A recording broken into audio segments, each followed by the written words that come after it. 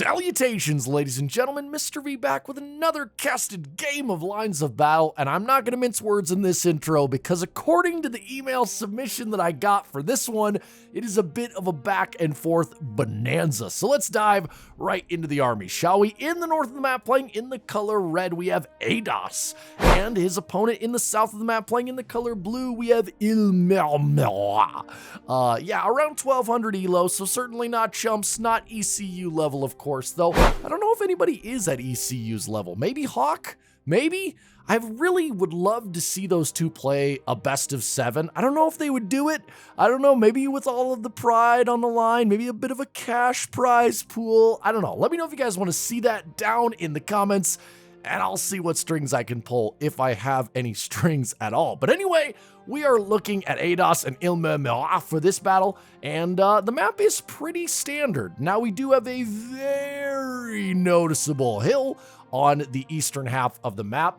It is kind of by this neutral flag, so you could see a player try to deploy, but with the new ammo system being what it is, again, I've said this before and I'll say it again, camping is much less effective. You cannot just blast away at your opponent with 12-pounders from the back of the map anymore, and that is certainly good to see. Very, very little on cover, though. We have a couple of small tree lines, a couple of city centers, but there's not a lot. So this is also a great map for cavalry maneuvers, and both players have brought a bit of it. Let's take a look at Ados's army first. So if we take a look at his right flank, we're going to see 4 goons, and then he also has 2 Grens on his far right. He's got 1, 2, 3, 4, another 4. He has 10 total line infantry. No lights, surprisingly, seeing as they are so good in the meta. Maybe not on the more open maps, though. He does have 2 6-pound artillery and another 2 goons anchoring the river. So I like the placement. I like the superior cav on the right where there is a bit more open space and he doesn't have that giant hill in the way for his line of sight in the fog of war. Very, very nice. And then let's take a look at Mera's army. Okay, so no, wow, it's almost like, this almost looks like a carbon copy build. Okay, hold on here. So we have 6 dragoons, just like Ados, except Mera has all of his on the far right flank. That is a very real-life Mera thing to do. Just all your cavalry massed up for one big charge. I love it. And we have 10 line infantry. Okay, and then 2 grenadiers. This is a carbon copy build. Are they literally, oh my goodness, is this a default game? Is that what I'm looking at here? I didn't know Grens came in default armies. Maybe I'm wrong. Maybe it's just an extreme coincidence. But then he also has 2 6-pounders as well. So this is about as equal as an army can get. It's all going to come down to control and tactical mastery. Let's dive in. All right. So hold on here. Okay, so this is already going to be really important. Does Ados already see this cavalry? Let's take a look at his perspective. Okay, he does. Knowing where this cavalry is going to be very, very huge because this could completely mess up his artillery position if he does not get infantry there. He needs support like now. He definitely needs to rush up his right flank of infantry, maybe even block with his dragoons, and he certainly needs to get his center caught up. Now, as far as where he's going to deploy, that's a bit of a hard question to answer. It does look like he wants to center his right on this hill and then possibly follow it up, kind of coming down the slope, maybe all the way to the neutral objective, so create sort of this kind of slant, and then also try to contest this objective as well. That would be a nice deployment. And if we take a look at Mera, he's actually going to be going for something a bit more defensive. So he's going to be going for a line that looks to be here, kind of a short skirmishing over here, and artillery well within the cover of the trees. So red definitely going to be taking map control, which is good, but blue, I would say his units are much more centralized, and so I don't know.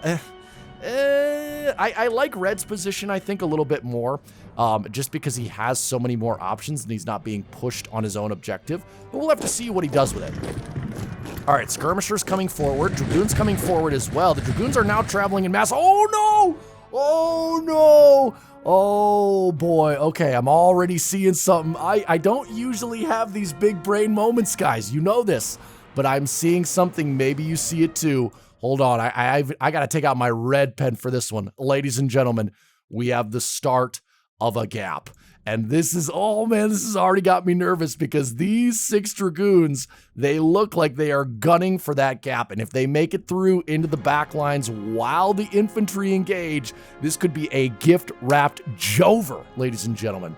But we do have the red cavalry making their way on the far left of Blue's flank, though it's being anchored by this really nice town here in this tree line. So he's not going to be able to get a lot done, but I'm really excited to see what this gap brings and if red closes it. But he's kind of spread out his right corps and his left corps to, I don't know, this whole road is just open. Oh, I'm very worried. Okay, let's see what happens. Skirmisher running forward. Is he going to try to block off? Oh, is this skirmisher just going to try to delay and pull these line infantry forward? If that happens, oh my gosh. Okay, Murat, he's 10D chess. Let's see if it works. Let's see if it works. This has to be intentional. This has to be intentional.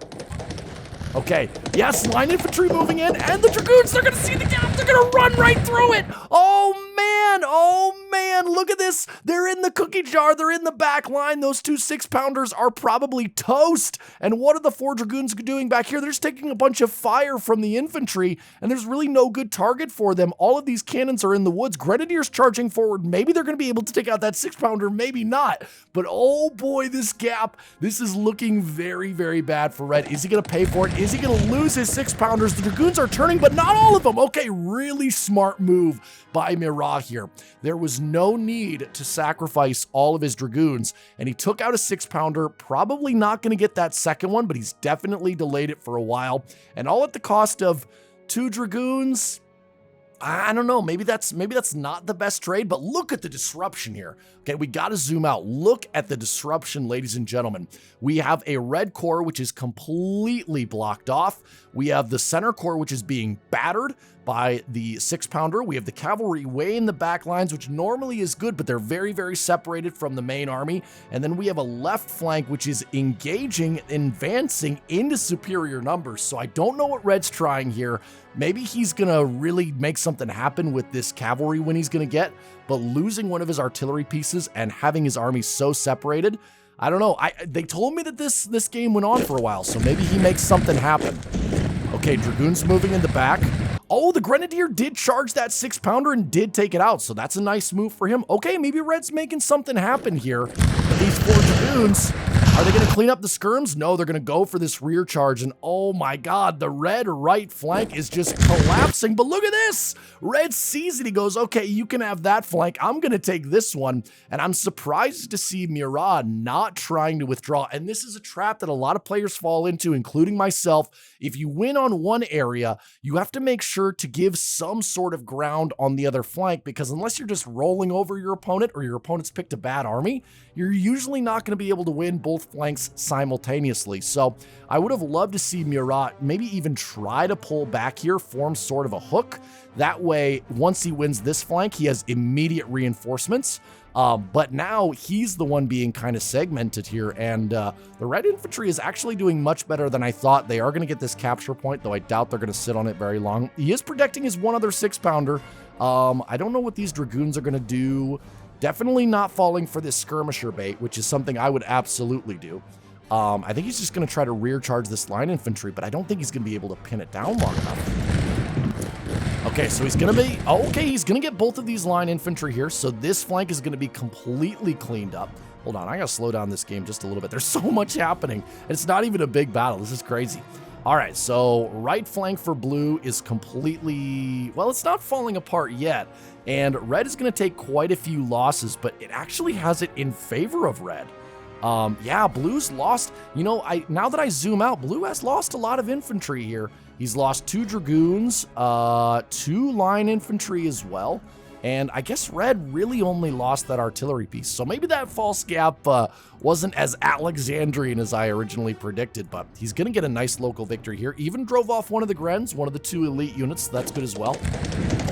All right, wow. You do not see this often. We have the juicy double rear charge, ladies and gentlemen. Oh my god, that was disgusting.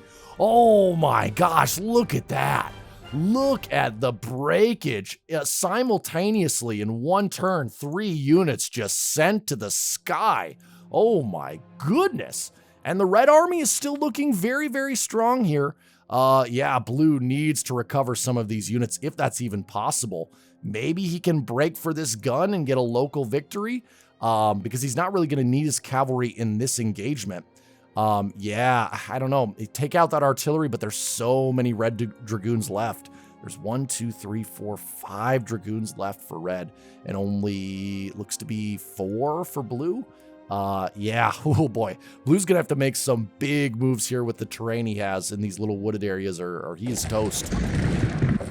Man, I'm surprised. I thought that false gap was going to do so much better. Oh, no. He falls into the infantry trap. You see that infantry at low org, and you think, maybe I can break him. But when you charge him from the front, you're going to get very, very little shock value. Going to be able to take out one of those dragoons. And maybe going to get out before reinforcements come. Oh, war of attrition. He is able to take that dragoon and that line infantry. Gren is now coming back to the field. A lot of the red units are now coming back to the field, but so are some of the blues. And we see the bar slowly turning back to even.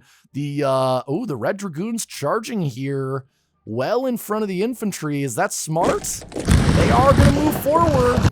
Oh, man, and they don't get countercharged. That's really bad for blue. Loses both of those dragoons. Oh, but now red making the mistake, and now he's over advancing here. There's no need to continue pushing in. You took out the dragoons. Fall back. Let your infantry fill the gaps. Yeah, a bit of misuse on the cavalry here from both players, but still not that bad. Going after some routing units, though I don't think he'll get very many. And yeah, it's going back to even. The casualties are starting to kind of balance out. I think it's mainly because this 6-pounder is still in the wood shooting. It's in such a good spot. Oh man, yeah, that was an ugly, that was like Naya Waterloo ugly cavalry charge. He took a ton of org damage, a ton of actual damage on his cavalry. He's going to lose 2 dragoon units, and he's really not going to have much to show for it besides breaking those 2 other goons of blue, which he could have done and still withdrawn. Yes, maybe at a loss, but certainly not as many losses as he just took there. It could be possible that he's just trying to pin blue down, but I don't think that's what happened. I think that was just an over-eager charge. All right, let's see.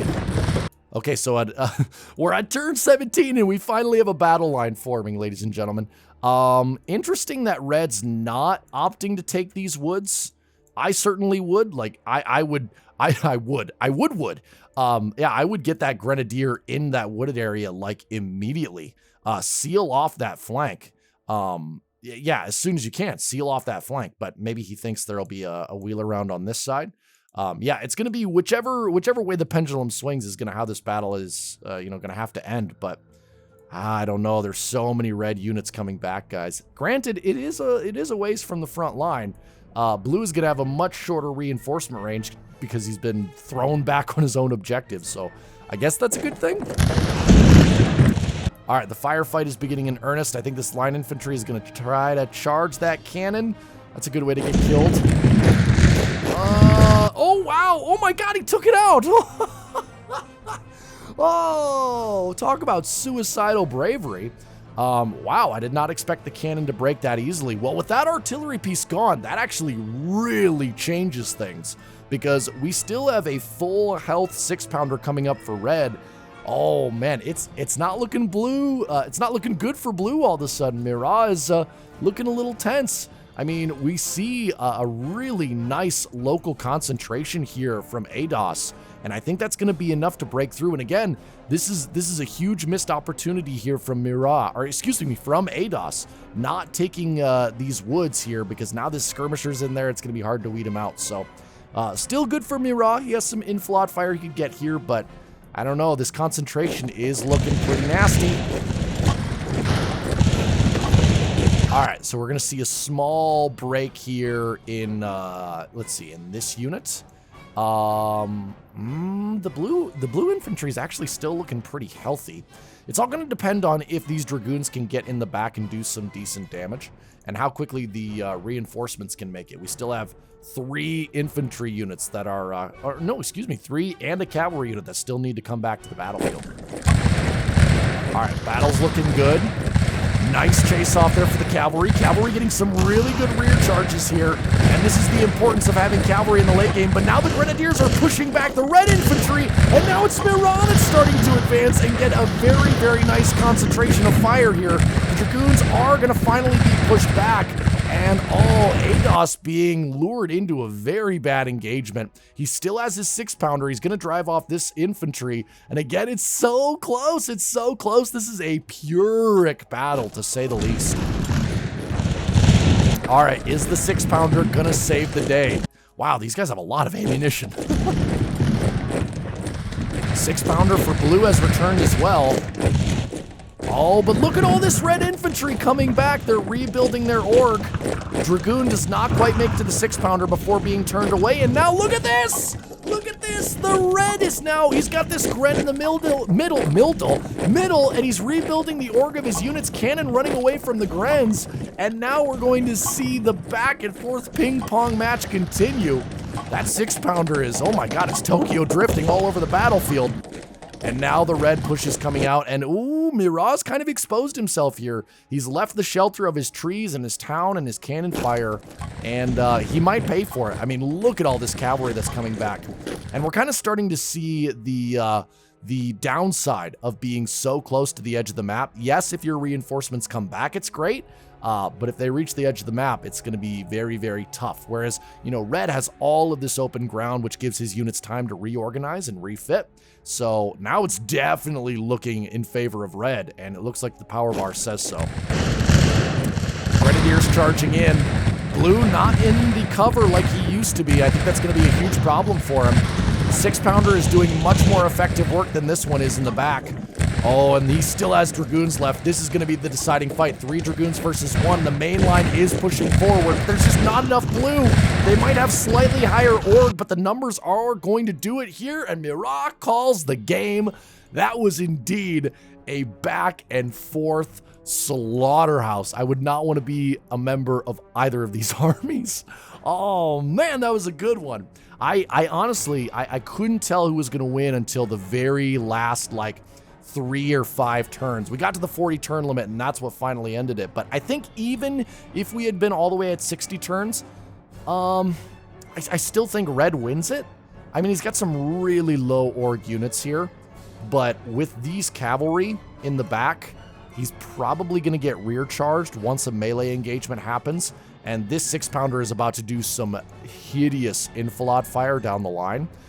So it would have been a very, very attritional victory, but I still would call it a victory for red, even if the turn timer had not ran out. But guys, I hope you enjoyed this casted battle. I certainly did. I'll be back with another one soon. But until then, have a great day.